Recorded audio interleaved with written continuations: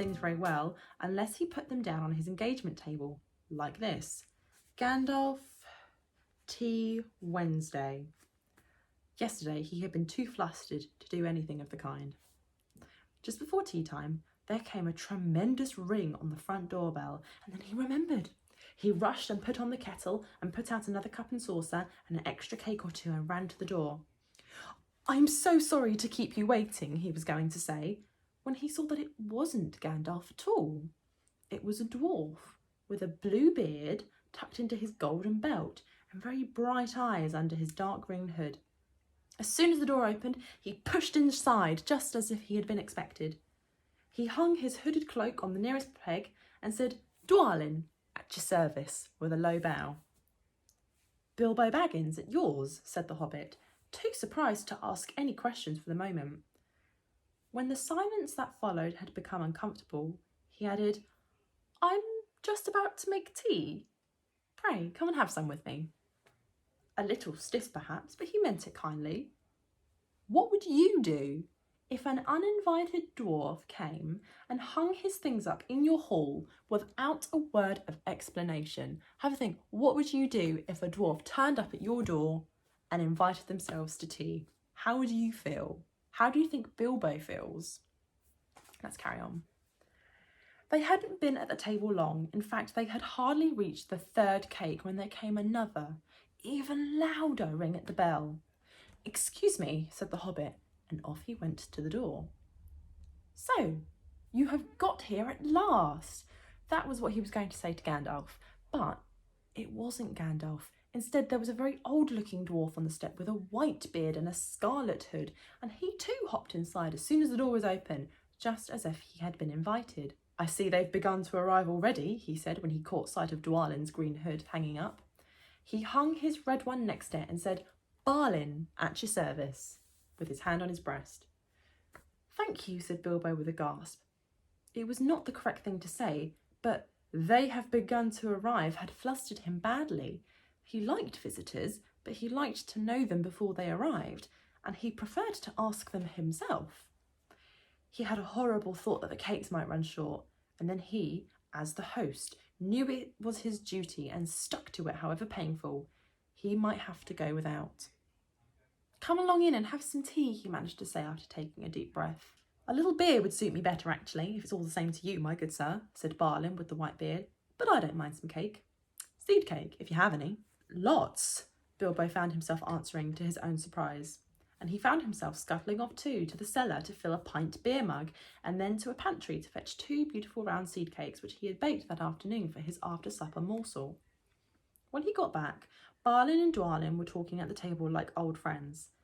As a matter of fact, they were brothers. Bilbo plumped down the beer and the cake in front of them when a loud ring came at the bell again, and then another ring. Gandalf for certain this time, he thought as he puffed along the passage. But it wasn't. It was 2 more dwarves, both with blue hoods and silver belts and yellow beards, and each of them carried a bag of tools and a spade. In they hopped as soon as the door began to open. Bilbo was hardly surprised at all. "What can I do for you, my dwarves?" he said. "Keely at your service," said one. "And Feely," said the other, and they both swept off their blue hoods and bowed. "At yours and your families," replied Bilbo, remembering his manners this time. "Dwalin and Balin here already, I see," said Keely. "Let us join the throng." "Throng?" thought Mr. Baggins. Another word for a crowd. "I don't like the sound of that. I really must sit down for a minute and collect my wits and have a drink." He had only just had a sip in the corner while the 4 dwarves sat around the table and talked about mines and gold and troubles with the goblins and lots of other things which he didn't understand and didn't want to, for they sounded much too adventurous, when ding-dong-a-ling-a-dang, his bell rang again, as if some naughty little hobbit boy was trying to pull the handle off. "Someone at the door," he said, blinking. "Some 4, I should say, by the sound," said Feely. "Besides, we saw them coming along behind us in the distance." The poor little hobbit sat down in the hall and put his head in his hands and wondered what had happened and what was going to happen and whether they would all stay to supper. Then the bell rang again, louder than ever, and he had to run to the door. It wasn't 4 after all, it was 5. Another dwarf had come along while he was wandering in the hall. He had hardly turned the knob before they were all inside, bowing and saying, "At your service," one after another. Dory, Nori, Ori, Oin and Gloin were their names. and very soon 2 purple hoods, 1 grey hood and 1 brown hood and a white hood were hanging on the pegs, and off they marched with their broad hands stuck in the gold and silver belts to join the others. Already it had almost become a throng. Some called for ale, some for porter, one for coffee, and all of them for cakes, as the Hobbit was kept very busy for a while. A big jug of coffee had just been set in the hearth. The seed cakes were gone and the dwarves were starting on a round of buttered scones when there came a loud knock. Not a ring, but a hard rat-tat on the Hobbit's beautiful green door. Somebody was banging with a stick. Bilbo rushed along the passage very angry and altogether bewildered and bewothered. This was the most awkward Wednesday he had ever remembered. He pulled open the door with a jerk, and they all fell in, one on top of the other. More dwarves, 4 more. And there was Gandalf behind, leaning on his staff and laughing. He had made quite a dent on the beautiful door. He had also, by the way, knocked out the secret mark that he had put there the morning before. Carefully, carefully, he said. It's not like you, Bilbo, to keep friends waiting on the mat, and then open the door like a pop gun. Let me introduce Biffa, Boffa, Bomber, and especially Thorin. At your service, said Biffa, Boffa and Bomber, standing in a row, and then they hung up 2 yellow hoods and a pale green one, and also a sky blue one with a long silver tassel. This last belonged to Thorin, an enormously important dwarf, in fact, no other than the great Thorin Oakenshield himself, who was not at all pleased at falling flat on Bilbo's mat with Biffa, Boffa and Bomber on top of him. For one thing, Bomber was immensely fat and heavy. Thorin, indeed, was very haughty. That means proud. He was very prideful and very arrogant, and said nothing about service. But poor Mr. Baggins said he was sorry so many times that at last he grunted, "Pray don't mention it," and stopped frowning. Now we are all here, said Gandalf, looking at the row of 13 hoods and the best detachable party hoods, and his own hat hanging on the pegs. Quite a merry gathering. I hope there is something left for the latecomers to eat and drink. What's that? Tea? No, thank you. A little red wine, I think, for me. And for me, said Thorin. And raspberry jam and apple tart, said Biffa. And mince pies and cheese, said Boffa. And pork pie and salad, said Bomber. And more cakes and ale and coffee if you don't mind, called the other dwarfs through the door. Put on a few eggs, there's a good fellow, Gandalf called after him, as the hobbit stumped off to the pantries. And just bring out the cold chicken and pickles. Seems to know as much about the inside of my larders as I do myself, thought Mr. Baggins, who was feeling positively flummoxed. He was confused, and was beginning to wonder whether a most wretched adventure had not come right into his house. By the time he had got all the bottles and dishes and knives and forks and glasses and plates and spoons and things piled up on big trays, he was getting very hot and red in the face, and annoyed. Confusticate and bebother these dwarves, he said aloud. Why don't they come and lend me a hand? Lo and behold, there stood Balin and Dwalin at the door of the kitchen and Phoebe and Kiwi behind them, and before he could say knife, they had whisked the trays and a couple of small tables into the parlour and set everything out afresh. Gandalf sat at the head of the party with the 13 dwarves all round, and Bilbo sat on a stool at the fireside nibbling at a biscuit. His appetite was quite taken away, and trying to look as if this was all perfectly ordinary and not in the least an adventure. The dwarves ate and talked and time got on. At last they pushed their chairs back and Bilbo made a move to collect the plates and glasses. I suppose you'll all stay to supper? He said in his politest unpressing tones. Of course, said Thorin. And after. We shan't get through the business till late, and we must have some music first. Now to clear up. Thereupon the 12 dwarves, not Thorin, he was too important, and stayed talking to Gandalf, jumped to their feet and made tall piles of all the things. Off they went, not waiting for trays, balancing columns of plates, each with a bottle on top with one hand, while the hobbit ran after them and was squeaking with fright. Please be careful, please don't trouble, I can manage. But the dwarves only started to sing. Blunt the knives, bend the forks, smash the bottles and burn the corks, tip the glasses and crack the plates. That's what Bilbo Baggins hates. Cut the cloth, trail the fat, leave the bones on the bedroom mat, pour the milk on the pantry floor, splash the wine on every door, dump the crust frogs in a boiling bowl, pound them up with a thumping pole, and when you're finished they play a hole. Send them down the hall to roll.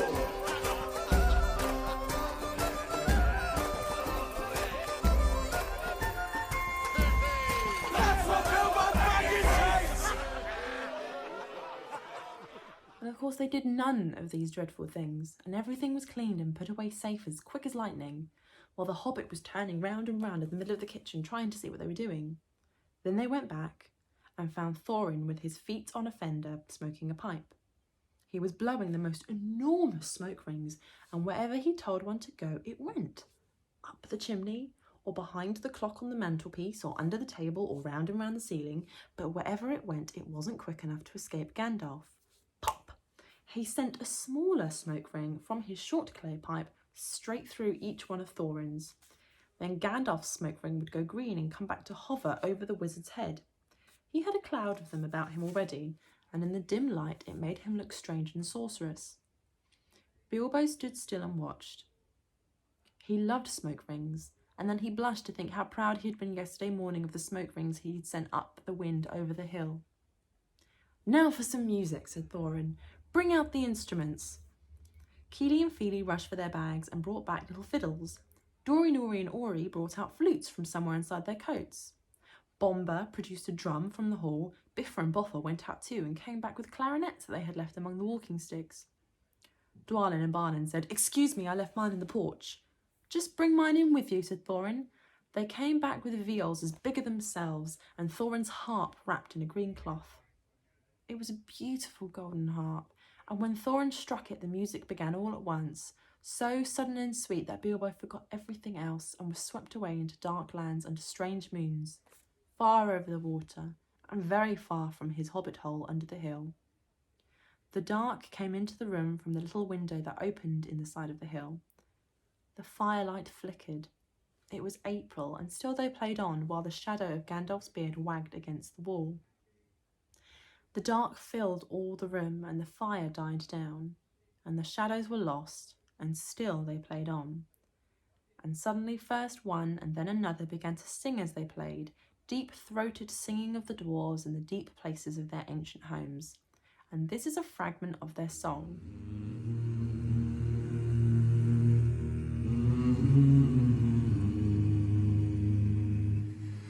Far over the misty mountains cold, to dungeons deep and caverns old, we must away ere break of day, to find our long forgotten gold. The pines were roaring on the height, the winds were moaning in the night. The fire was red, it flaming spread. The trees like torches blazed with light. As they sang, the hobbit felt the love of beautiful things made by hands and by cunning and by magic moving through him. A fierce and jealous love, the desire of the hearts of dwarves. Then something Tookish woke up inside him, and he wished to go and see the great mountains, and hear the pine trees and the waterfalls, and explore the caves, and wear a sword instead of a walking stick. He looked out the window. The stars were out in a dark sky above the trees. He thought of the jewels of the dwarves shining in dark caverns. Suddenly, in the wood beyond the water, a flame leapt up, probably somebody lighting a wood fire, and he thought of plundering dragons settling on his quiet hill and kindling it all to flames. He shuddered, and very quickly he was plain Mr. Baggins of Bag End, Underhill again. He got up trembling. He had less than half a mind to fetch the lamp, and more than half a mind to pretend to, and go and hide in the beer barrels in the cellar, and not come out again until all the dwarves had gone away. Suddenly, he found that the music and the singing had stopped, and they were all looking at him with eyes shining in the dark. "Where are you going?" said Thorin, in a tone that seemed to show that he guessed both halves of the hobbit's mind. "What about a little light?" said Bilbo apologetically. "We like the dark," said all the dwarves. "Dark for dark business. There are many hours before dawn." "Of course," said Bilbo and sat down in a hurry. He missed the stool and sat in the fender, knocking over the poker and shovel with a crash. "Hush," said Gandalf. "Let Thorin speak." And this is how Thorin began.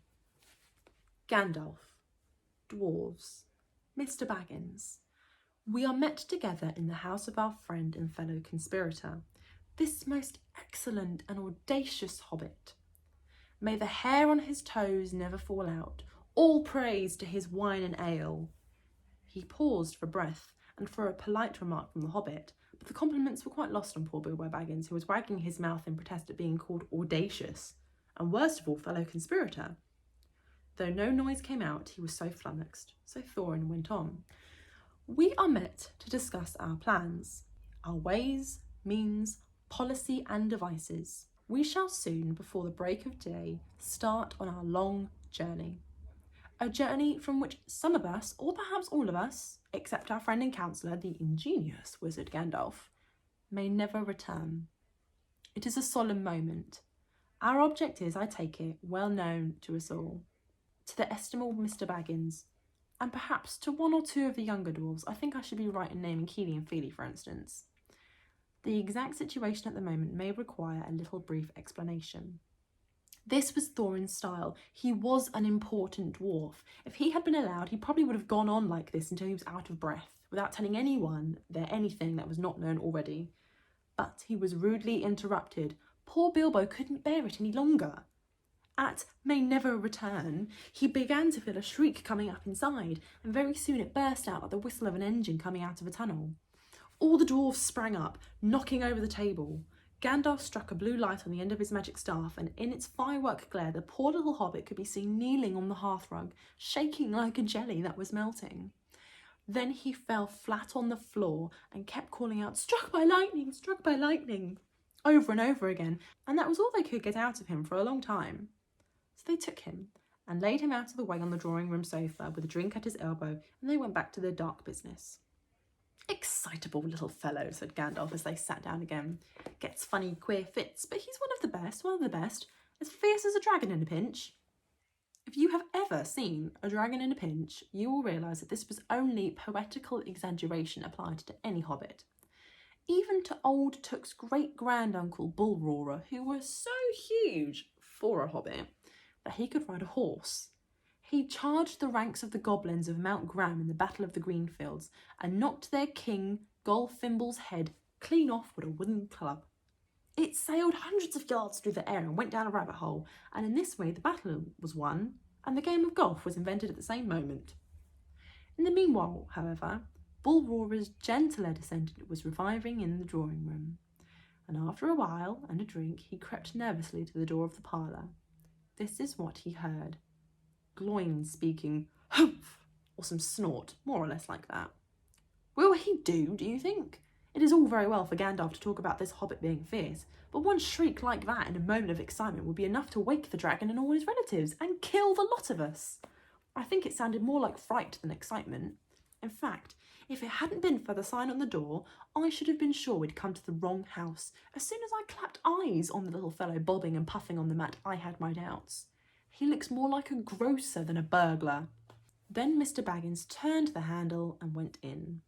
The Took side had won. He suddenly felt he would go without bed and breakfast to be thought fierce. As for little fellow bobbing on the mat, it almost made him really fierce. Many a time afterwards the Baggins part regretted what he did now, and he said to himself, "Bilbo, you were a fool, you walked right into it and put your foot in." Bilbo said, "Pardon me if I've overheard words that you were saying. I don't pretend to understand what you're talking about or your reference to burglars, but I think I am right in believing that you think I am no good. And I will show you. I have no signs on my door. It was painted a week ago, and I'm quite sure you've come to the wrong house. As soon as I saw your funny faces on my doorstep, I had my doubts, but treat it as the right one. Tell me what you want done, and I will try it. If I have to walk from here to the east of East and fight the wild wereworms in the last desert, I had a great uncle once, Bulroar Took, and yes, but that was long ago, said Gloin. I was talking about you, and I assure you that there is a mark on this door, the usual one in the trade, or used to be. Burglar wants a good job, plenty of excitement, and reasonable reward. That's how it is usually read. You can say expert treasure hunter instead of burglar if you like. Some of them do. It's all the same to us. Gandalf told us that there was a man of the sort in these parts looking for a job at once, and that he arranged for a meeting here this Wednesday tea time. Of course there's a mark, said Gandalf. I put it there myself, for very good reasons. You asked me to find the 14th man for your expedition, and I chose Mr. Baggins. Just let anyone say I chose the wrong man or the wrong house, and you can stop at 13 and pull all the bad luck you like, or go back digging coal. He scowled so angrily at Gloin that the dwarf huddled back in his chair, and when Bilbo tried to open his mouth to ask a question, he turned and frowned at him and stuck out his bushy eyebrows till Bilbo shut his mouth tight with a snap.